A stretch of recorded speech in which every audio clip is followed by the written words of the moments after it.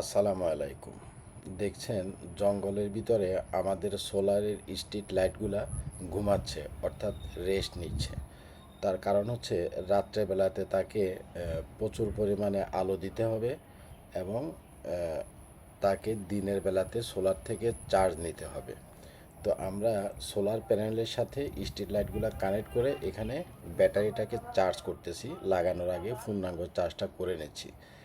এই সোলারের স্ট্রিট লাইটগুলো হচ্ছে এক একটা লাইট হচ্ছে 30 ওয়াটের, অরিজিনাল 30 ওয়াটের লাইট, এবং এটার বডিটা হচ্ছে মেটাল বডি। আর এটাতে যে লিথিয়াম ব্যাটারি দেওয়া আছে এটা হলো 56 অ্যাম্পিয়ারের ফ্রিজমেটিক সেল।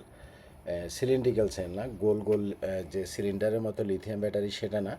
চার কোনা যে ফ্রিজমেটিক সেল আছে, চার কোনা ফ্রিজমেটিক সেল 56 অ্যাম্পিয়ার, অর্থাৎ অনেক বড় ব্যাটারি।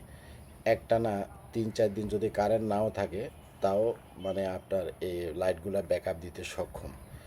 আর 30 ওয়াটের লাইট, 56 অ্যাম্পিয়ারের লিথিয়াম ব্যাটারি, তার সাথে আমরা দিছি হলো 200 অ্যাম্পিয়ারের মনো সোলার প্যানেল।